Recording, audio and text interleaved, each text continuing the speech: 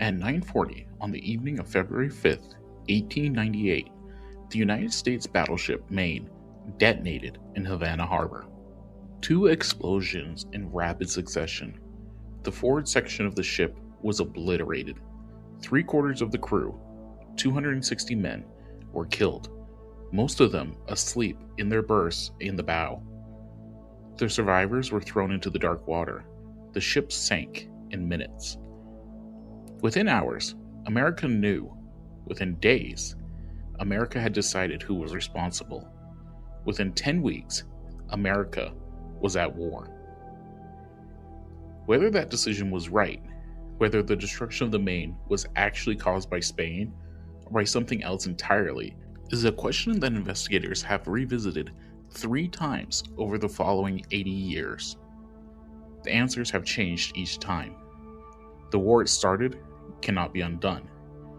This is part 1, the sinking, the investigation, and how the death of 260 sailors became the spark for America's first imperial war.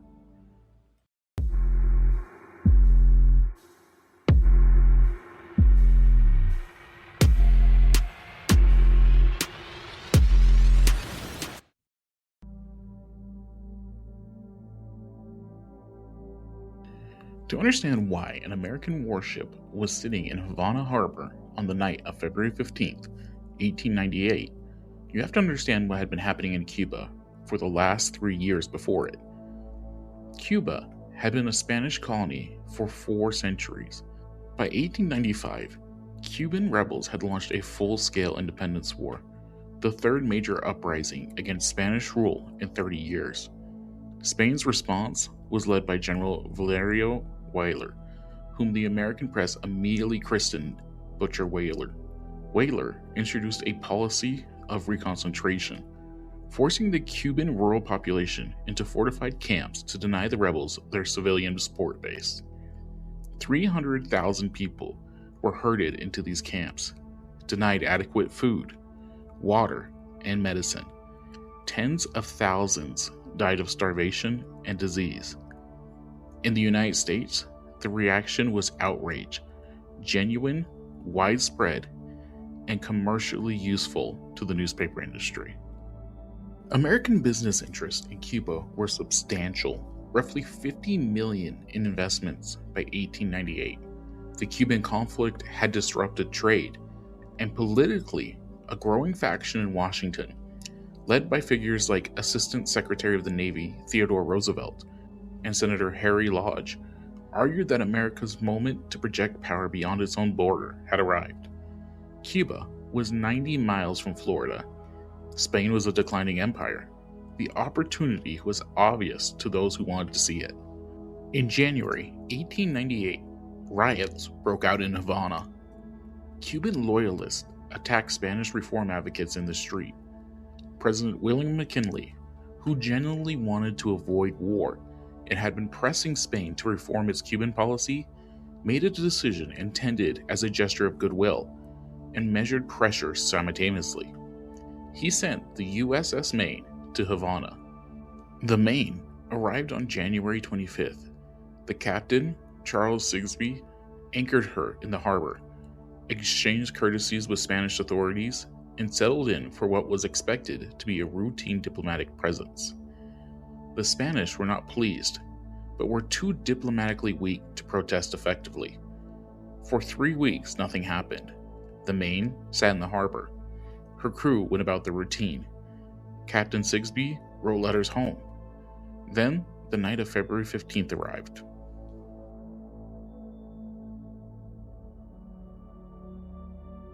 The first explosion was relatively small, a sharp crack that the survivors would later describe as a lifting sensation, a pop. Then, a fraction of a second later, the second explosion. Enormous, catastrophic. The forward magazine of the Maine detonated in a fireball that tore the bow completely off. The sleeping men in the forward berths had no chance. They were the enlisted crew. The officers were quartered further aft and survived in far higher proportions. Of the 374 men aboard, 252 were killed outright or died of their wounds in the following days. 8 more died later, bringing the final toll to 260 American soldiers. Captain Sigsbee survived. He was in his cabin, writing a letter when the explosion hit. In the chaos that followed, fire on the water, the ship settling rapidly, men in the harbor, he maintained enough composure to send an immediate telegram to Washington reporting the disaster. His message included a sentence that would be largely ignored in the following days. Public opinion should be suspended until further report.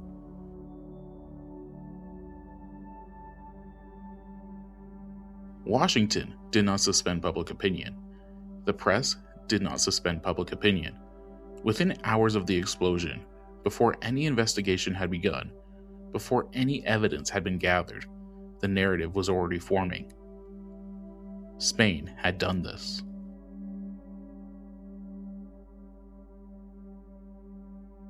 Two investigations were launched almost immediately. The United States convened a naval court of inquiry, beginning its work within days of the explosion. Spain simultaneously convened its own investigation. The Spanish investigation concluded that the explosion had been internal, an accident originating inside the ship. Their divers and engineers examined what they could of the wreck and found no evidence of an external mind. They argued that the pattern of the explosion was consistent with an internal magazine detonation, rather than an underwater device.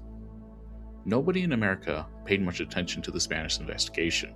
The findings of the enemy were not considered reliable evidence in a case where that enemy was already being tried in the press. The American Naval Court of Inquiries reported its findings on March 28, 1898, 6 weeks after the explosion. Its conclusion? The Maine had been destroyed by an external underwater mine. The court explicitly declined to assign blame. Its members stated they could not determine who had placed the mine or whether it had been placed deliberately, but the conclusion that a mine was responsible was itself enough. In the political climate of March 1898, an external mine meant Spain. The court's careful disclaimer about blame was lost in coverage. The headline was mine. The implication was Spain. The conclusion that the public and the press drew was the conclusion that the press had been preparing for them to draw for months. President McKinley received the report. He had been one of the last men in Washington genuinely trying to find a diplomatic solution. He had been pressing Spain to grant a Cuban autonomy. Spain had been making concessions, slowly, reluctantly, but making them. McKinley's own advisors told him Spain was close to meeting American demands without a war. It didn't matter. The pressure from Congress, from the press, from the public opinion was overwhelming. In April, McKinley asked Congress to authorize the use of force to intervene in Cuba. Congress went further. It passed a declaration of war. On April 25, 1898, the United States declared war on Spain.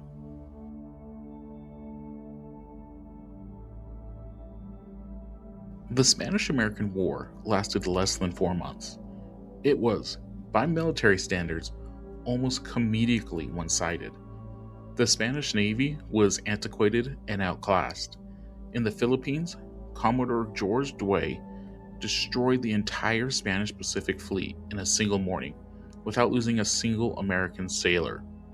In Cuba, the Atlantic Fleet annihilated the Spanish squadron at the Battle of Santiago Bay.